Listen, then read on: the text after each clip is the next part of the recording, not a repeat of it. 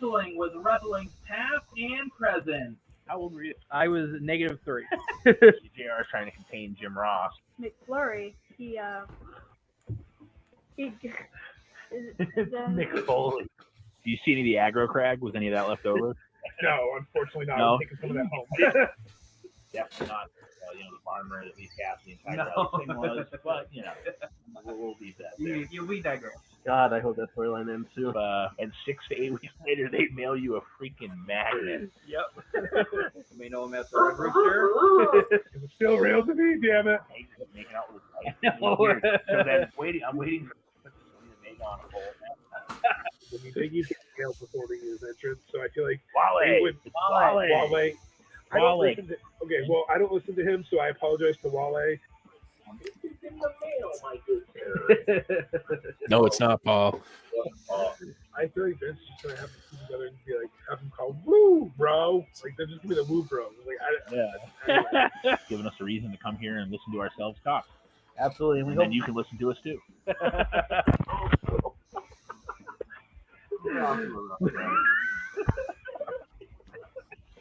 Strap on and balls only on wrestling past and present. This is Gangrel, the Vampire Ward, and you're listening to Wrestling with Wrestling's Past and Present. Okay, we're off to a good start. I mean, I give you shit if you asked the wrong intro, and somehow I have it labeled wrong on my soundboard, but... All right, hit the intro, big man. Well, welcome to a special live edition of Wrestling with Wrestling's Past and Present. I'm Tim Kurt. I'm Rolling Fueless. And I'm Mongo. And if you are listening to this, why are you still awake? It is about 1 o'clock on, Saturday morning now, but thank you for tuning us in. We have decided to try something different and go live for you guys. So if you have any questions, comments, anything you'd like us to discuss, just hit us up in the comments. We'll try to get through as many as we can. And yeah, we're going to be going over Double or Nothing, a recap. We were supposed to have a special guest for you guys today. Unfortunately, that did fall through. We are working to get him rescheduled for another episode at a later time. So we will be in touch as soon as we know more details. But you still got the three of us. What better than that, you know? Mongo, he just revealed the sex of our special guest. Oh no. Man. Well, you know what? Late night, I already fucked up, so might as well crack one. That was pretty tasty too. Tim, you gotta join us sometime. You gotta make these late nights more fun. I know. Tim's like, I'll have a can of pop. Dare to pop. Right. So I guess we're gonna talk about Double Up, and we can't not talk about the elephant room before we start. I mean, spoiler alert, CM Punk wins the world title, but then vacates it, doesn't vacate because Jericho, while Roland's spilling his beer, Jericho doesn't know what the hell is actually going on. So those who watched Rampage, and it foamed all over the place, and now I'm sad. Roland just got some head on the show, but not the good kind. So no, it's all over, like it's on my floor and on my leg and on my laptop. What the fuck? So man? If Roland cuts out, it's because he spilled his beer. I quit this show. Fuck this. At least not this one. This isn't fun anymore. Holy Moses. I don't even know what the fuck happened. All I did was unhook it from this and open it. It was sitting here on my counter. Like, it didn't get shooken up, so I don't know what the hell. It's still cold. Like, what the fuck happened? What happened is Roland's body is naturally sad that CM Punk has to step away from the ring for a while due to an injury. So according to Impact, they're going to vacate the title. What fucking show are you talking about? Look, I'm just excited for June 18th when we cover Slammiversary, all right? Mongo's like, according to SNW, CM Punk's vacating the title. So the AEW world title was supposedly being vacated according to Jericho, but then he says it twice, and then Excalibur comes on and says, per Tony Khan, there's going to be a battle royal on the Wednesday's episode of Dynamite, and the winner to face Moxley at Forbidden Door. So apparently they're going to do the interim title, but hopefully CM Punk can fix his foot. Because Roland had pointed out. Do you really think that he's going to be the one fixing his foot? I hope he's going to a doctor. Well, You know what I meant. Look, No, I don't know what you, beer. dude. The worst part is I don't know what you meant because that beer shouldn't have fucking gone everywhere. Like I don't. Like Why am I getting angry, Roland? Because you spilled your beer. Because you're making fun of me and I want to cry. That's alcohol abuse. Like you shouldn't do that. Like I didn't. That's why I held it up so you guys could like have a moment of silence. Instead, you guys did what Tim did and sold me out for eating candy on the fucking show. Son of a bitch. Well, you know. Well, speaking of that, we can't have what is Roland eating segment today because he already ate his snacks before we went on. Yeah, because I thought we were going to have a guest and I figured it was unprofessional. So I'm like, oh, I'll just eat him in front of you guys. And the guest is like, hey, something came up. And I'm like, damn it. Now I don't have anything. I probably could find something, but I can't even open a beer without making a mess. So we don't want to do that either. Well, thank you, Linda, for providing Roland with a delicious blueberry donut. Yes, or 5. They were mini donuts. Don't judge me. No one's judging you. We're just sad that we didn't get to partake in the donuts. Don't judge me. I know someone who does DDPY. I think I got it under control. And you know what the worst part is?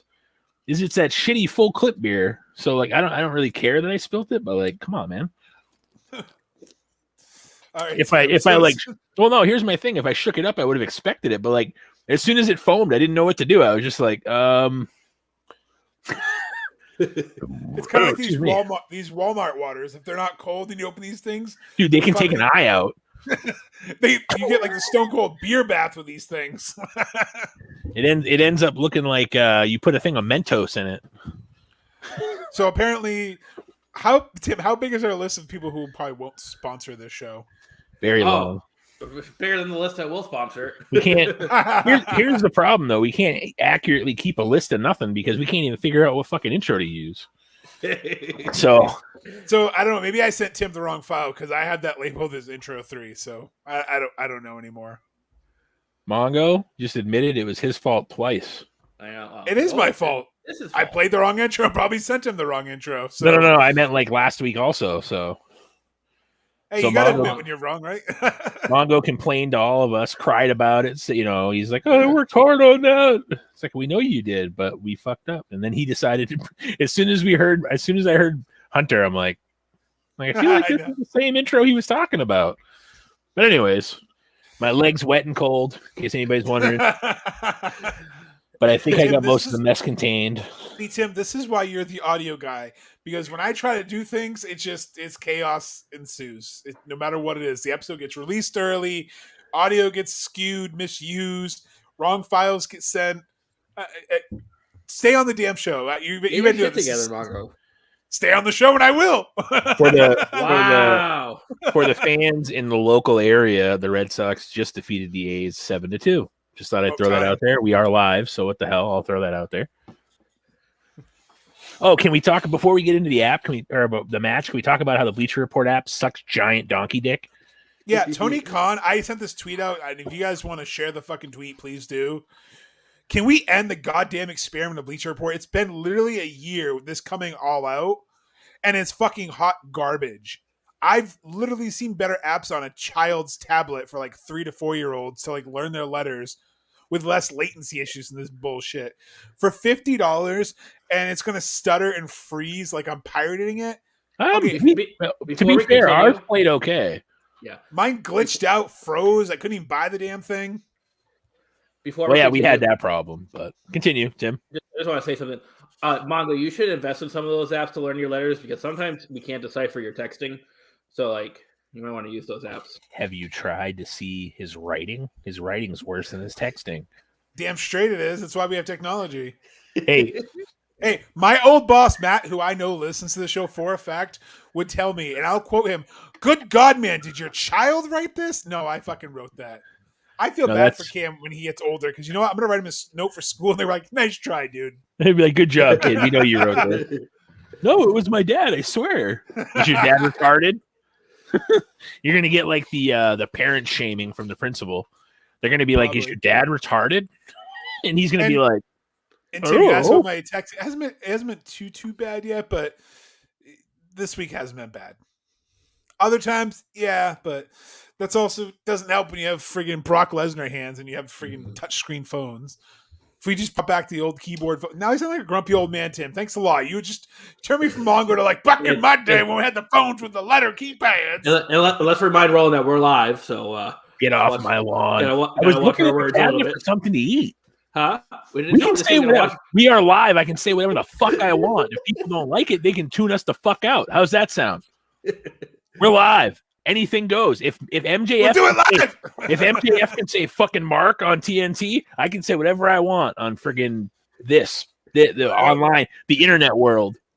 Well, since that's the opening match, we should start off with. We talked about it on air. Literally, the next day after we record our episode, Twitter blows up with he didn't show up to his meet and greet. And I actually texted a buddy who I knew from the cruise who went out there, and I was like, "Hey, were you in the meet and greet?" Because he's a huge MJF mark. He's like, "No, the tickets sold out." So he had a sold out meet and greet, $100 a pop to get a picture, autograph, or whatever. And then he no-shows it. And it's only a 2-hour commitment. And he's seen gambling in casinos. So Roland, Tim, and I, we all agree that's fucking unprofessional. I don't care what the gimmick story is, but you have someone paying to see you. Don't agree to do the damn thing. Don't agree to do it. And then he did do the right thing. He shook because there's a lot of rumors. Sean Ross Sapp was willing to die on the hill there. Oh, he got a plane ticket. My source really? What source verified that they went on Wikipedia and like copied his name onto a fake PDF airline ticket? So the internet was definitely ablaze for him going on a plane, not going to a plane, but he did the right thing. Still want to say in that match, I love that he was doing the airplane motion when he's running around the ring to Wardlow. I couldn't tell if that was like a Blue Blazer knock, if he was, because it was Owen Hart. I couldn't tell what he was trying to do with that. I think he was making fun of Sean Ross Sapp because that dude was dying on the hill. That's a good one too. He was he kept doubling down on he's got a plane ticket. He's leaving. We're gonna find out if he's on. He was doing just constant tweeting because I went back and looked through his history and he was just I'm not gonna be wrong, damn it. No, he got a plane ticket, and then it was we can't confirm that there was actually a plane ticket, but it's wait, what was that? What was that? So we're guilty of it too. We all read the dirt sheets, but it's I think that's what turned this into the best shoot, because that nuke that he dropped, that wasn't a pipe then. That was a goddamn tactical nuke of a promo that he dropped last week. If you guys haven't seen it, we have the clips on our socials at TikTok at WWPAP Podcast. They probably will take it down. They took it down for me on Twitter already. So AEW's doing really good taking that stuff down, and they're really working it hard. They took them off the shop AEW page. They took him off the roster. Like Roland said, he literally leaned into the camera, was like, "Tony Khan, fire me, you fucking mark. You fucking mark." And then it cuts to black. It was a solid promo. And then of all people, they send out Phil Brooks to try to fucking ring him in. Tell me tell me this is a work without telling me it's a work. We're not going to send out somebody that MJF likes to get him. We're going to send out the guy that he copied the pipe bomb from. Yeah. And who he's had issues with because of that to reel him in. Come on now. Right. Come on now. But I will say that the way that match started off in Double or Nothing, I think it was 11 power bombs though, because the announcers totally lost count. Wardlow was losing count too. He was 3, 4, 5. Dude, how many of those did MJF take that looked horrible too? He was taking them on his elbows. Yeah. He's gonna break an arm. Don't worry. I said that to Tim. I watched the show with Tim, and I was like, "Did he forget how to take a fucking power bomb? Yeah. What the hell happened?" No, but the friggin' fake EMTs forgot how to put a face mask on him. I know. Fucking eyeballs.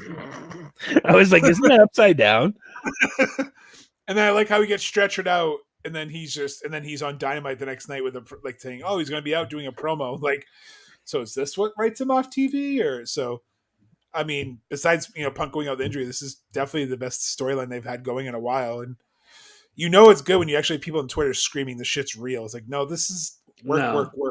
Yeah, work. Yeah, so that's how we started off the pay-per-view. Hold on. Who got that one right and who didn't get it? Who got it wrong? We all got it wrong. We all said MJF. I just want everybody to have a running tally of how we did there. So right now we're all 0-1. Yep. Next up is the tag team match between the Hardys and the Young Bucks.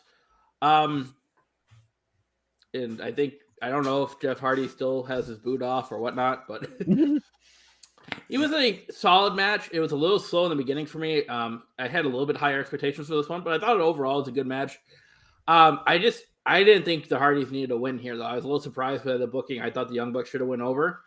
But overall, it was a pretty solid match. Yeah, I felt the same way.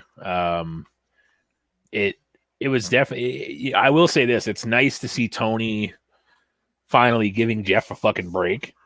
Like, he'd gone out there for 3 weeks in a row, looked like dog shit all 3 weeks, and they're like, "Oh, what's wrong with Jeff?" It's like he needs a fucking rest. That's what he needs. So everyone else had like Victory Road's flashbacks. So when he walked out and he was like, like he had just no energy, and I'm like Sting. You know, Sting's probably in the back going, "Nope, nope, fuck this, nope." Sting's like, "I've seen how this ship sinks." He's like, "I've seen this one." Sting's like, "I gotta go out." Sting's like, "I gotta go out and cover Jeff. Hold on, I'll be back." Eric Bischoff shows up. Yeah. Right. No, yeah, they definitely didn't have the same chemistry they had, in 2018 in Ring of Honor, 2017, excuse me. It felt flat, and I don't know if it's because Jeff is so banged up, but even when he did like the fall off the apron, you could see Nick Jackson just getting pissed off, like, "All right, time now, let's go. Well, there's rumors now or reports now that Jeff doesn't even remember the match.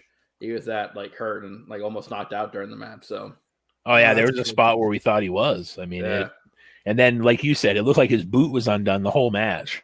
Yep. Yeah. So I think it broke at the entrance too. Yeah. So it was that was definitely a clusterfuck from the beginning, and kind of feel bad because the Young Bucks usually put on solid matches and they had to carry that whole thing. And I love Matt Hardy, but good God, he needs to retire. He's just so slow in the ring. Like, Broken Hardy, some of the best shit they've ever done, but you can tell his back is just fucked. He's walking in the ring and looks like he's got a load in his pants. He might. I mean, who knows? He is getting old. That does happen when you get older. Next up was the TBS Championship match. Jade Cargill is going to retain over Jey in about 7.5 minutes. Hold on. What were our picks for the last match? The fans need to know where we're at after every match. God damn it. Well, I got that one wrong. You two picked the Bucks. I picked the Hardys on that one. So Mongo's in the lead right now. Yeah, for now. So as I was saying, you have Jade Cargill going to retain the TBS Championship over Jey. Yeah, not much to say about this one. I wasn't really looking forward to this one. Some guy from NXT showed up. Holloway Hathaway. I don't know. Stokely Hathaway, who used to be Malcolm. Some guy. I didn't know who he was. I never heard of him. He was the leader of the Diamond Mine, damn it. He doesn't know who the Diamond Mine is. I don't know who the Diamond Mine is either. Right. Yeah. Do you know who Roderick Strong is? Yes, I know who Roderick Strong is. He managed Roderick Strong for a while. Okay. That's easier to, yeah. And then Ember Moon or Athena came out, so that was probably the most memorable thing about that. And some guy came out. Yeah, some guy. Some guy. Yeah, it sounds like terrible Chinese food. Cream of some young guy. No, that was SNW earlier tonight. Yeah. Extra spoiler alert. We filmed an episode before we came live. So make sure you watch it when it gets released on the platforms. So I don't really give a shit about this match. I'm going to be honest with you. Jey is decent in the ring, but Jade Cargill, she's still greener than a dog turd. Like, I get the whole. What's your dog eating? Lucky Charms.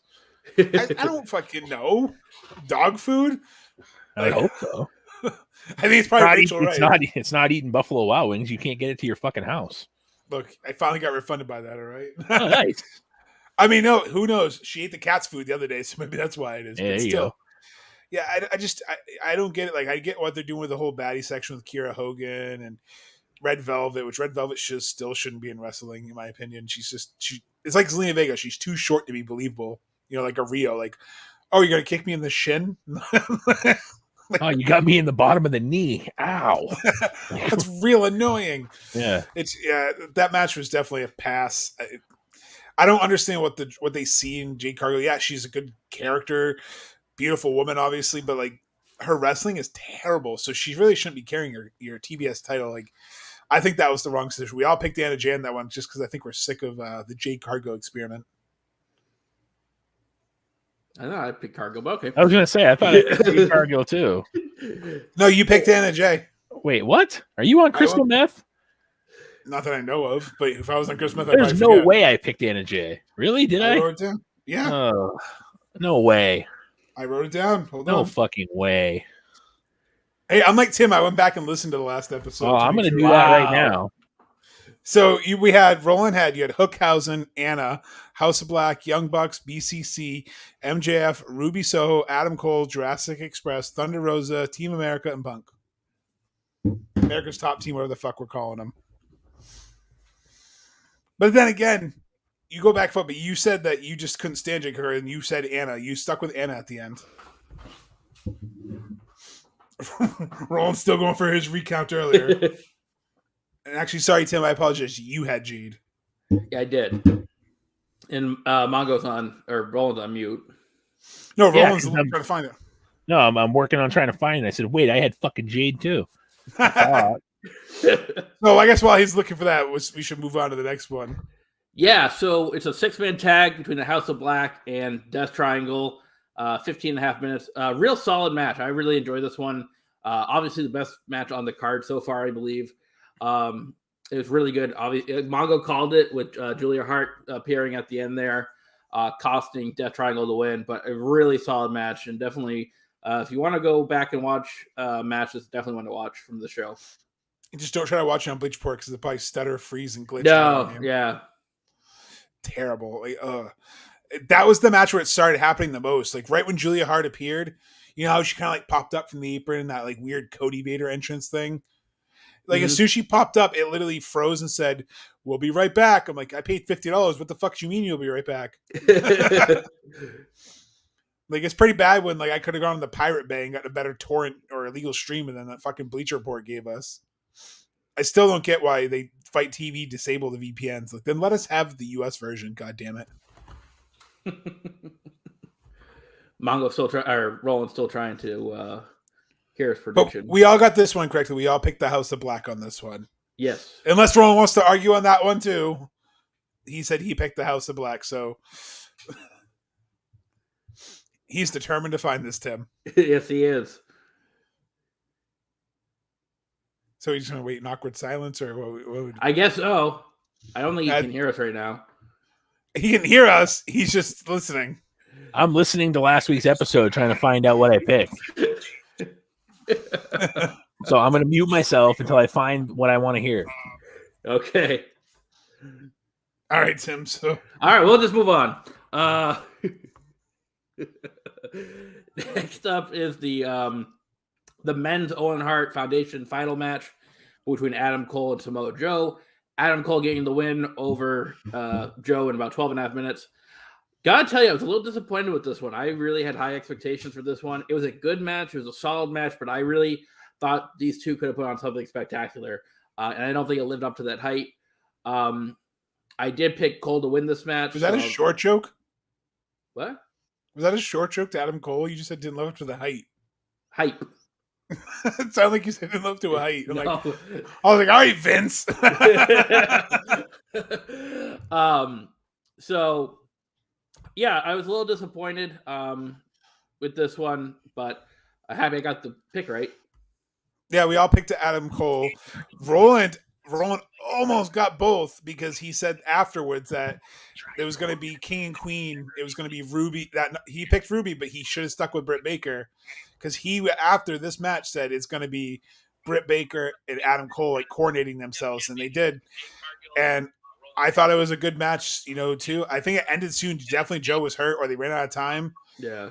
And I thought it was cool that they brought Martha Hart out. I know the dirt sheets didn't like that, but I thought it was cool that she kind of got to come out. And good God, Oj looks just like Owen. Did you guys notice that when they were zooming in on his son? It was like, that's fucking Owen. Like, yeah. That's like, you give long hair to Owen and like in the front, that's insane. Roland's still looking there for that clip. I think he's on the right section though. So kind of circling into the next match, it was the women's Owen Hart finals with Britt Baker getting a win over Ruby Soho, just under 13 and a half minutes. I would have liked them to have Soho go over just because I thought it was the essence of the Owen Hart tournament, but Roland made a really good point. I'm getting you two confused today for some reason. Roland made a really good point with the whole Adam Cole, Britt Baker power couple thing, which it was kind of obvious to point to see that. Looking back on it, I don't know. I should have picked up on that too. So it makes sense that Britt Baker did win this match, but it was all right. But I still think the better booking would have been for Soho to win. I disagree with that. I don't think it made sense. I mean, I get it for the sense of the Adam Cole, Britt Baker thing, but she's done everything. Like, Britt Baker's already kind of done everything in the company. And like Roland said off air, you just buried Soho again. Mm-hmm. So every time she gets a little momentum, she's getting that, what do we always joke about in TNA? She's getting the abyss push.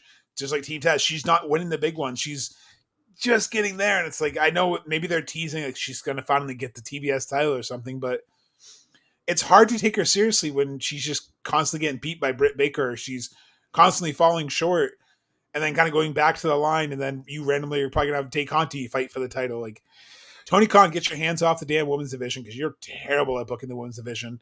I don't know if, the rumors are true that Kenny was, really instrumental in booking it for a while.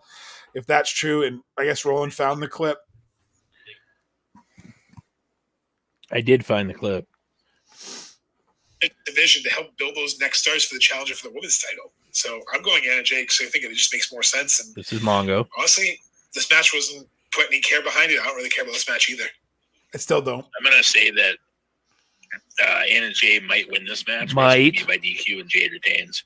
I don't see them switching the title. I think they built her up too much for them to just be like, here you go, Anna Jade.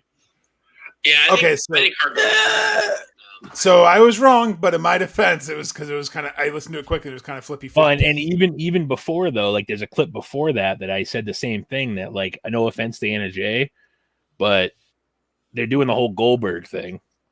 They're not going to end your title reign. You know what I mean? So like, clearly I didn't pick a clear winner either. Like, so I guess you can throw that one out if anything, because like I said might. I didn't really say who was going to win. I said they might win. I could do that for every match and just be right or wrong for everyone. At least I feel better. That's called That's called the Dave Meltzer. Right. Well, plans change. In my head though, you can even ask Tim. I thought I had that match right from the get go because I was like, oh, there's no way Anna Jay is winning this match. I did forget I said that, but I also said she might. Ugh. So by technicality, I didn't get it right and I didn't get it wrong because I really didn't actually predict it when I didn't say this person's going to win. So you were half right. I was half right. Fuck it. Who cares? Like, you want the most? What did I miss? What did I miss? Anyways, the show. But so I looked at our predictions. So we had no one who got perfect. The highest person out of 34 entries, Glenn, our buddy Glenn, got fucking 10 out of 12 correct. And he doesn't even watch wrestling. He hasn't watched wrestling in like 10 years. And he just picked the people he knew. So he was the only person who came close. And he told me we should still send a prize. I told him, no, you had to get all 12 correct. So nobody went perfect because of the match that's coming up. No soup for you. So after the women's heart.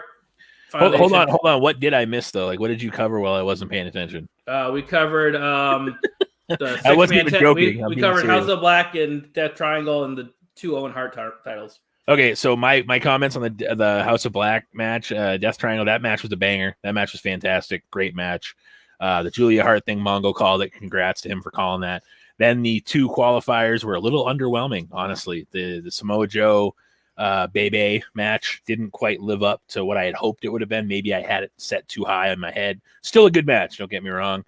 And then I got part of that right by saying that, like literally 3 matches later, I'm literally sitting here out of the blue and I was like, wait, we forgot that Britt Baker and Adam Cole are dating each other. So just like Mongo predicted I got that match wrong, the Ruby Soho one, but just like Mongo predicted Julia Hart, I predicted that. And I also want to say for the record on the live, on the actual podcast, Tony Khan, please stop. Please stop building up, whether it's a female wrestler, a male wrestler, whoever. Stop building them up. Stop wasting your time. Stop wasting our time to then just bury the poor bastard. Ruby Soho has now been buried twice, and you guys have shot her to the moon. And then when she got there, someone was like, here, Tim. Well, no, I'm just throwing this out there. I wanted to say my piece too. I agree with whoever said that. I'm just saying I wasn't listening. I was looking because when you said I picked Anna Jay, I was like, no fucking way I picked Anna Jay. So I kind of did, but I also didn't. But anyway, that's fine. But I just wanted to get that in. And like I said, I honestly think the wrong person won the women's match. I really do. I am a firm believer that Ruby should have won that match. Britt Baker doesn't need another title to be Britt Baker. And again, if that was already said and I missed it, I apologize. But no, I still just echoed Tim and I's points. That's all. Yeah, I still thought maybe I was the one on crystal meth because I was like, I don't remember picking Anna Jay. So okay, back to where we're at now. I just wanted to throw that in there. Sorry for the unprofessionalism on the live and the pod. I apologize. But when Mongo said I picked Anna Jay, I about had a stroke. So I just had to figure that out one way or the other. So do we have a standings update after the women's final match? Are you going to add more work to my plate? Well, let's start the next match and I'll count them. Yeah. Jesus. You're going to do the next match so I can count them? Or instead of awkwardly staring at my phone? I'm going to stare at you until you get this number. Oh, this is great content. So right now, Roland has... You're a big video editor now. You can edit this out. Yeah, I'm not a video editor. I don't care what Adam says. So, so Roland has Hookhausen. I'm going to change it for you. Jade, House of Black. So Roland is 3-1. Tim, you are currently 1, 2, 3-1, and I am 3-1 as well. So we're all tied up. Yeah, I have Hookhausen, I have House of Black, and I have the Hardys. Oh, yeah, I picked the Young Bucks though, didn't I? Yeah, we both did. Yeah. So you guys got Jade, I got Hardys. That's how we're tied. And to be fair, if you want to add the half a point to both Mongo and our score, Tim didn't contribute anything that could have happened. So I'm just throwing that out there. Wow.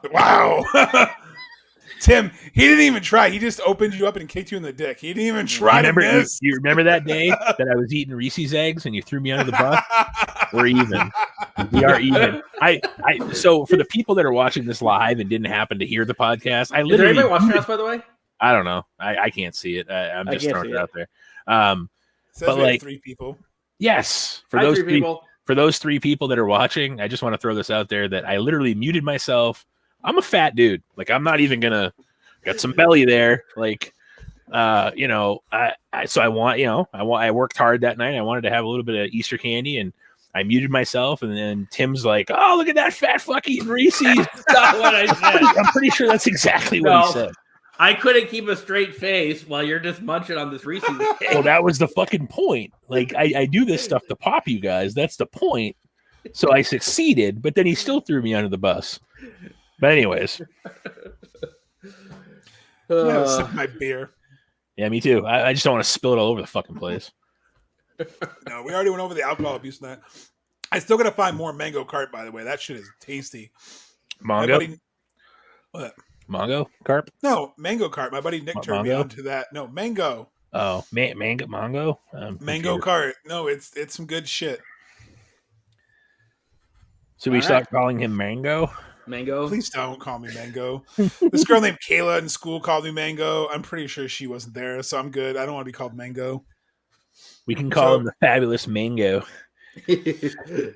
So, hey, does that mean I can have abuse allegations and then still be getting the Women's Hall of Fame? Yeah. I don't see why not. I mean, if we can have Tammy Sitch killing people and she's in the Hall of Fame, why not? Just saying. We're already off the rails. This is great. Hey, I'm back for the episode now. I'm fully invested now. 34 minutes later, but it's fine. I was partially invested there when you dropped the bombshell that I picked Anna Jay. All right. So speaking of bombshell, Tim, what we got up for the next match? Oh, if it was a women's match, that would have been perfect. Well, it's kind of. We have the 6-person mixed tag match between a top team and the other team there, Frankie Kazarian, Sammy Guevara, Team. I called it Team Frenemies in my phone. This was Paige Van Zant's wrestling debut. Just kind of a weird dynamic where you got 2 heel teams kind of going at it. So it's kind of weird, but I think it was very predictable that American Top Team was going to go over. I like how they did it though, because they played the whole thing where like Sammy's trying to impress Ty throughout the whole match, and that ultimately cost him. Congratulations to Sammy and Ty though; they just got engaged in France at the Eiffel Tower. So congratulations to them. But yeah, it was an okay match, but I think it was pretty predictable. I still want to know why Sammy didn't propose to her on Dynamite. I mean, we know why. No, I don't. I really don't. Because here, I'm going to throw this out there, because you have a poor girl that he already fucking proposed to on Dynamite less than a year ago, too. That's why. Anyhow. It's not as bad as Cena proposing at WrestleMania, though. Cena proposing at WrestleMania was a given. That was a work, bro. Yeah. This is still a waste of time. They should have won. Yeah, well, yeah. But anyway, so yeah, this was the takeaway from this match is that they were smart how they worked Paige Van Zandt in. They didn't just throw her in a singles match a la Ronda Rousey. I mean, I know they had that Kurt Angle, Ronda Rousey, Triple H, Stephanie McMahon thing, but like, let's be honest. Ty Conti was there to make Paige look good, and she did a very good job of that. And for what Paige did, she looked very good at the moves she performed. It looked believable. It didn't look overly forced, overly fake, like she had to slow down any. That's the biggest thing. If you're an MMA star, I imagine slowing down to make sure you don't actually knock someone's head off is probably the biggest thing, but you still have to make it look believable. You can't just be like, ugh, like it doesn't, you know what I mean? You have to, when you're an MMA star, you're literally trying to knock the bitch's head off. And she's probably thinking, I need to slow down so I don't knock the bitch's head off. Like, whoever I face, I don't want to knock this woman in the head and really hurt her.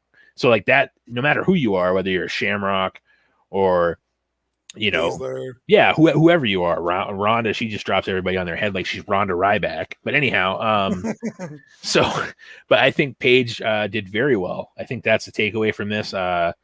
Obviously, they're slowly building towards the heel turn or the split of the Men of the Year, because sooner or later you have all Eggo Waffles, Ethan Page being tired of being second fiddle to Scorpio. I assume that's going to happen sooner or later. I don't know when, but you kind of figure that has to happen. And to be fair, I was kind of hoping that would happen not at the expense of Frankie Kazarian, because to be fair, SCU, the first tag team champions, I really enjoyed that team. Not saying they still can't get back together. I'm just saying they kind of burned that bridge already. So, and why couldn't they do a reunion when they were in fucking Southern California with SCU? Like, you literally have Chris Daniels backstage, Kazarian, who was just there. And even if you have Scorpio just come out, and even if they just came out and had Scorpio go full heel even more and attack his former partners, you still could have had a segment with SCU to pop the crowd. SCU. They gave the Young Bucks the friggin' rub in Ontario, California. By the way, speaking of that, I know we kind of went over that already. What'd you guys think of the Viva Young Bucks, like the Elvis entrance? That was pretty good. That's pretty cool. And then they both came out with their mutton chops. Yeah. Next up is Kyle O'Reilly and Darby Allin. O'Reilly can get the win there in about 10 minutes or so. This match was kind of sneaky good. I wasn't sure how this match would go, but a lot of crazy spots with Allin in this match and stuff like that. This is really entertaining. I'm glad they kept it short. I think anything longer would have been a little too much. But it was a great match, and I'm happy that O'Reilly got the win there. I think Allin can take the loss and still not lose any momentum. I think it was a good way to build Kyle up there. So, but this was I was surprised at how good this one was and how entertaining it was. Hey, Roland. This was a very physical match. This match turned out to be very physical. You know why Tim's happy, Roland? That some of the he got it right. Yeah. He's the only one. Even on the picks, that's where everyone failed. Not one person on our picks picked fucking I know one. Kyle O'Reilly to win. He's to the left of me on the screen. Well, he right of me on the screen, I guess, technically. I don't know. Either way. But yeah. Can't all be this smart. Or lucky. I mean, whichever way. I mean, yeah. But yeah, so that's pretty much what threw a monkey wrench into everyone's predictions, because the average score for everyone was 7 out of 12 was the average score. What other one did Glen miss? Do you remember? Let's see. Glenn got the tag team one wrong. the three-way tag team, and then he got. I think he picked Ruby because I think he just didn't know who. So he actually got this one right. You think? Yeah, he got Kyle O'Reilly right. Jesus Christ. I think he was. Yeah, so I think he was the only one that got him right because I think everyone else literally picked because the pie chart was like this small. Which, to be fair, it's like you said last week on the show. Darby just keeps losing for no reason. Like we talked about the Owen Hart tournament being booked fucking terribly. You just had him lose for no reason, and then just to eat the pin again to Cup and Kyle. Like, I know. I said that to Tim. I was like, "You think his shoulder and back hurts? They're doing that treatment to his shoulder and stuff." Yeah. I also love that he brought attention to it on Dynamite. They're like, if you notice the marks, it's because he's getting special treatment on his shoulder. Like, I'm trying not to notice those awkward hickeys. All right, it's like Officer Doofy in Scary Movie. I don't know you to me in my room. Tim, that's a movie. Tim, that's a movie. What movie is it?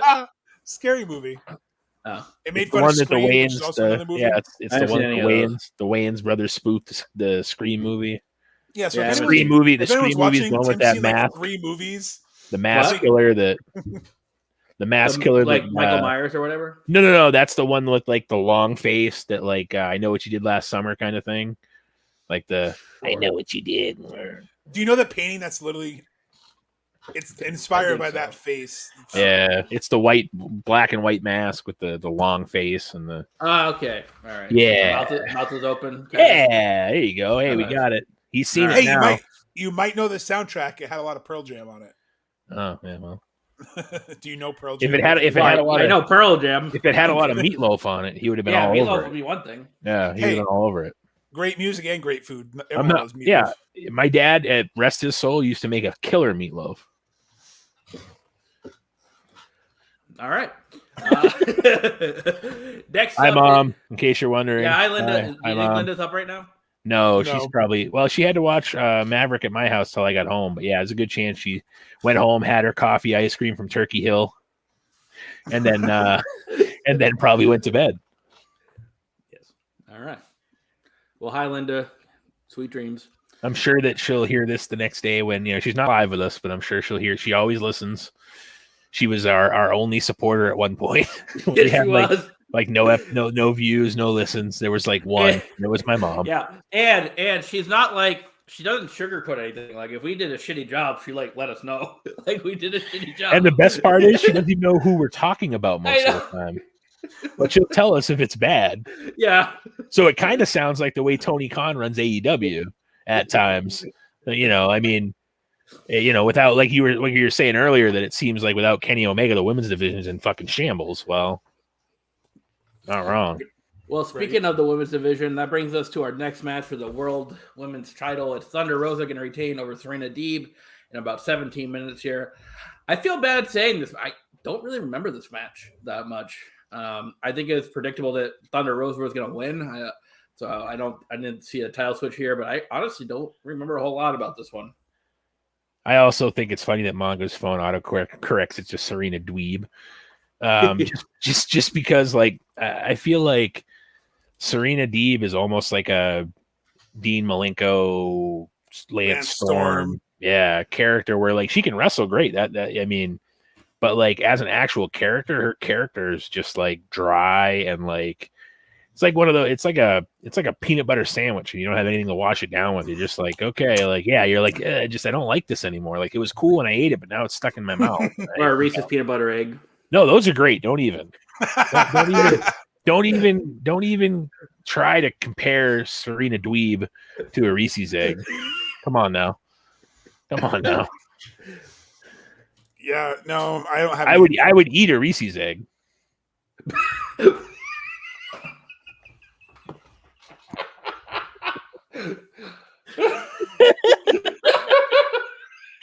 We literally just lost someone when you said that. That's the best part too. Well, you know what? Fuck him. Anyways, I bet Nick's still hanging on though. If he's probably a champ. You got to admit that was easily the line of the show. I'm done now. You guys can have a good night. This is Roland Fuel signing off. He's really walking away. All right, Tim.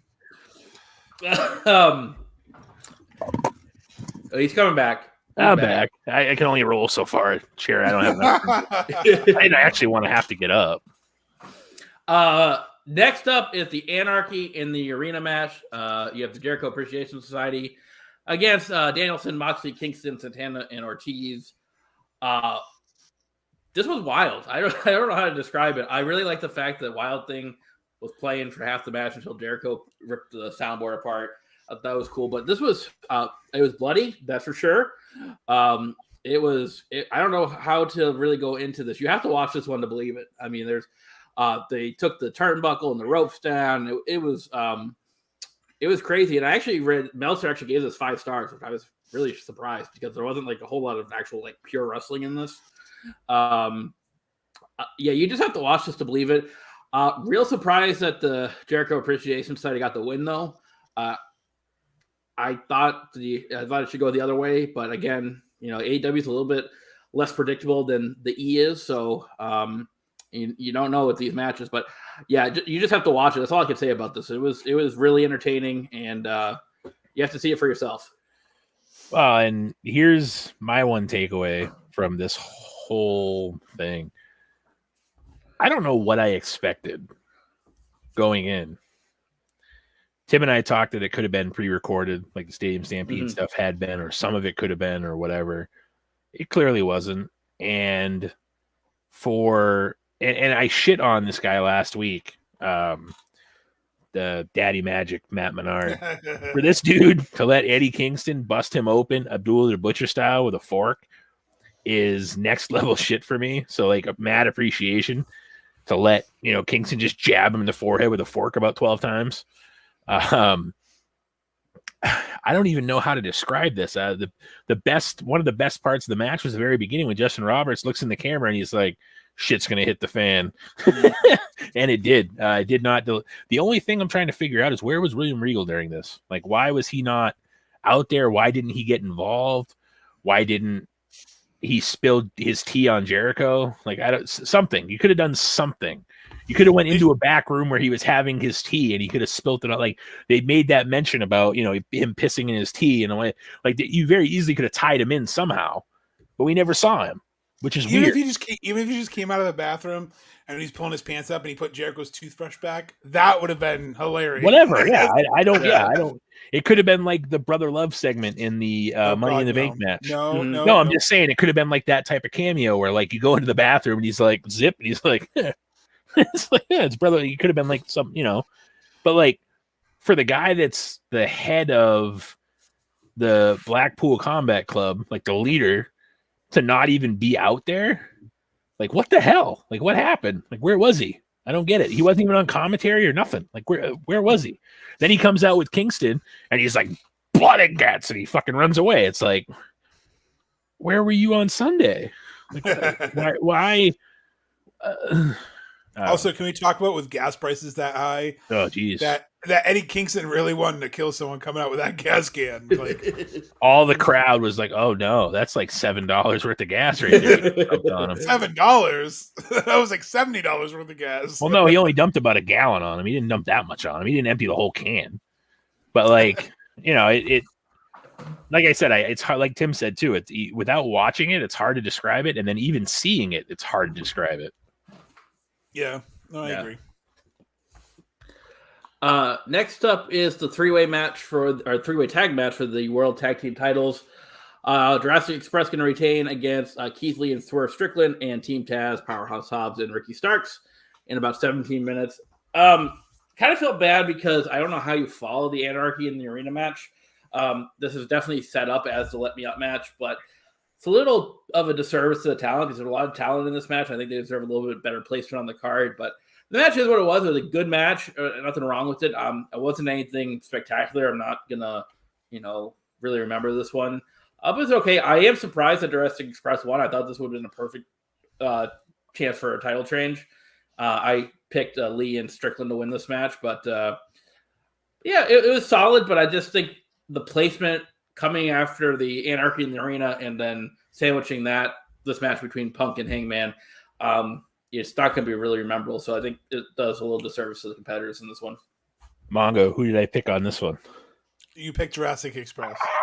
This guy. guy. Yeah, and like I said last week, I didn't see them, either one of these teams, being the team that takes the titles. And Mongo made a good point. Unless they were a transitional champion, that's the only way it makes any sense. You don't want to really hurt Jurassic Express. Plus, you still have that inner workings of Christian being the overgrown Marco Stunt, and you're not sure where that's going yet. And obviously, at some point, I think Christian's going to have to turn on them, or vice versa. Whatever, there'll be something there. Yeah, let me ask you, because I said this to Emily as soon as we watched it.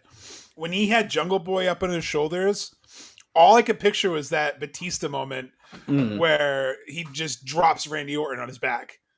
Like, yeah. I was just literally waiting for him just to drop him on his back and just scream something at him. So they're definitely, like you said, and like people said, they're setting it up that Christian's going to turn on them.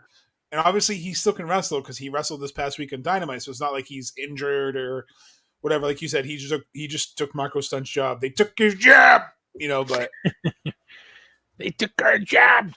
Yeah. And then you got Joey Janela. GCW set that's a South Park reference, Tim. South Park's a show that was on Comedy Central for like 30 years now. Yeah. In case you're wondering. Yeah. Carly, if you're listening, you got to get Tim to watch at least one movie a week, man. This is something. Yeah, that should be like your homework, Tim. Like whatever movie we talk about the most in the episode, the week after you have to watch the movie, and then you have to report back to us on the movie. Well, there'll be a little test at the end. It'll be like that you watch the movie. And the new and improved Siskel and Ebert there. Yeah, I think it's Siskel, but yeah, Siskel, yeah. I don't think it's the thong song guy. Well, you missed it. You missed his short joke earlier. He said that the I said height. H-Y-P-E. No, you said height. You said Adam Cole didn't live up to the height. I'm like, that's a short joke. Adam Cole's not even that short, is he? He's not that tall. Vince is like, not that vanilla midget. He's like, but I'm 6'2". He's like, I'm not short. He's like Austin Theory, though. Yeah. No. Theory. You can't say Austin. Theory. Stone Cold owns the Austin, so we can't. I can't keep up with their name changes. That's like working with the public, and they're like, "My name is pronounced Joe Dirt. It's Dirt. Your last name is pronounced Dirt." Wait, he still gets to have two names? What the fuck? Before we go too much further, congratulations to Andrade and Charlotte for getting married. I wanted to throw that out there too. That happened between the episodes. I don't really care about Charlotte at all, wrestling wise, but it's cool that she's able to find somebody. I know she was in kind of a shitty relationship with the TNA wrestler Bram there for a while. That didn't work out very well. So hopefully they're happy together. His career, so it's okay. Well, yeah, that too. But I know Ric Flair seems to be very high, think very highly of Andrade, and obviously Flair's been around some real shitty people, including himself at times with women. So if he trusts Andrade with his daughter, I would hope that he is on board with the fact that Andrade is, a good person to be the husband of his daughter. So, all right, dude, the last person I'm taking marriage advice from is Ric Flair. Well, no, I'm just saying. I'm not saying take advice from Ric Flair. I'm saying that this was his daughter we're talking about, and if Rick had a problem with Andrade, we think it would be known. He wouldn't be suplexing him into a pool. He might be wrestling him at in his last match or something like that. No, it's supposed to be Hogan now. Well, I've heard that that's not happening either, but who knows? I hope no one does. I don't want to see him Roddy the Ram himself and die in the fucking ring. Well, and that's why Steamboat said no. Steamboat's like, no, I want you guys to remember when I came out of retirement for the pay-per-view against Jericho and then the match on Raw after that. He's like, I want you guys to remember that. I don't want to, come out of retirement 8 years later and lay a stinker out there. I mean, look at what it did for Shawn Michaels. Mm-hmm. He was dead set against it. I erased that from my memory. That did not happen. I'm just saying he was dead set against it, and he came out and look what happened. He took Kane's head clear off his shoulders. And Triple H just peck off his friggin' chest. Yeah, exactly. So the main event, Double or Nothing, was for the AEW World Title, CM Punk and Hangman Adam Page. It was a good match. I think it might be a little bit marred just due to the fact that CM Punk botched those 2 buckshot lariats a couple times. I'm sitting next to Tim after he botched the first one, and I'm literally saying it out loud. Please don't try it again, Phil. Please don't try it again. And then he tries it again. Yep. And at least he made fun of it at the end, but I thought it was a really good match. I saw Punk winning this. I didn't see Hangman being the one that, first person to beat Punk clean in AEW. So, but it was really good. I think he got plenty of time, about 26 minutes. It was a real solid match. And besides the 2 botches, it was really good. It's a little disappointing now with the whole title situation where we went over this at the beginning of the show. Kind of takes away the match for me a little bit. And obviously nobody's fault, but it just kind of takes away a little bit of the luster of the match. But overall, I think it was a really good match to end the show with. Yeah, I agree. It does suck that, this is what happened after the fact, because it looked like in the trios match rather, because you saw Punk at a certain point, like pull his kick pad off towards the end of the match, and he was kind of pointing at his foot or whatever. And I said this to Mongo earlier. I was like, when he texted me about Punk, because I was working tonight, and he was like, "Oh, he's hurt. He has a broken foot. He has to have surgery." I'm like, I friggin' knew there was something up. Like, I just knew it. Like, the way, because Punk did his best to like not sell it, but like he couldn't. There was something going on there, and when he came out to try to reel in MJF, he kind of hobbled his way down the ramp. I was just worried that there was more going on there, and unfortunately there was. But yeah, this match, aside from the 2 CM Punk botches, which should have only been 1, he should have tried it once and just gone away from it, just called it audible and said, "You know what?" He shouldn't have tried it. He did it on Dynamite, and he was like, "Holy shit, I did it!" That should have been the moment he got. Well, and I pointed this out to Tim too. Like in the match with John Silver, he didn't have to work that hard. In this match, he was working very hard. He was very winded. It was like 15 minutes into the match. He was gassed. There was no reason for him to do it, let alone do it twice. It's like, like you said, the fact he did it once on Dynamite, even when he landed it, he kind of went, because he's like, "I did it," and it's just one of those things where it's unfortunate that that's what we're talking about today. You know what I mean? Yeah. If he had only done it once, it may not have been an issue, but that second one was even worse than the first one. And it's like, why did you try it again? Like, why? And I think my last point is, I have never seen the amount of complaining, and I know it's because our generation, we're all in our late 30s now, but good God, it was Memorial Day weekend. Most of us had the next day off. The amount of complaining for a 4.5 hour pay-per-view, we sat through like 8-hour fucking WrestleManias. Like, I understand they're saying, yeah, it is too long, too many matches, but people were literally acting like it was a 9-hour card. They're like, "Oh, we're at the 4-hour mark." I'm like, okay, we're at the 4-hour mark. They do it once a quarter. So you have 4 a year. You same people who bitch about this will sit through Raw for 3 fucking hours, a lot less interesting content. So I don't understand the people who are like, "Oh, it's 4.5 hours, it's too much." Then don't watch. Then watch the highlights. It was tiresome because at the 12:30 you got a little tired, but at least, like Tim said, they had the Jungle Boy match, kind of like the light you up match, to kind of take away some of the hype from the Anarchy match. But I think a lot of people rated the show piss poorly because they felt it was too long. So I disagree with that. Like, the average rating I've seen out there, everybody's saying it's like a 5 or a 6, and I think that's a little low. But I think people are just pissed off because of how long it was. But I personally think I give it a 7. I think it was solid overall. It was worth the $50. Like you guys both said, there were some filler matches in there that could have been, like Darby and Kyler, that could have been taken off. FTR could have been on the card, etc. But I think overall, like, it started out kind of slow, but it picked up and it ended well. I voted in the I don't know if you saw this on YouTube, Mongo, but Chris Van Vliet had a letter grade of like, what did you grade the pay-per-view? I graded it a B. It's not an A by any means, because it's almost impossible to have an A pay-per-view, because if you have 12 matches on it, all 12 of them have to go off without a hitch to be an A, in my opinion. So, in my opinion, it was a solid B, which, somewhere around 7.5, 8, if I had to put a number on. I thought it was fine. Yes, it was a little bit too long, whether the people want to complain about it or not, but it's only long because of the standards we have now of like the 3-hour shows or whatever. And then WWE used to always do like a 3-hour cap, and WCW was the same way. They had to be on and off in 3 hours and whatever. So by those standards, yes, it was long, but like Mongo says, they don't do them every month. Mhm. So if we're only getting an extra hour, hour and a half every quarter compared to your standard 3-hour pay-per-view, it's not the end of the world.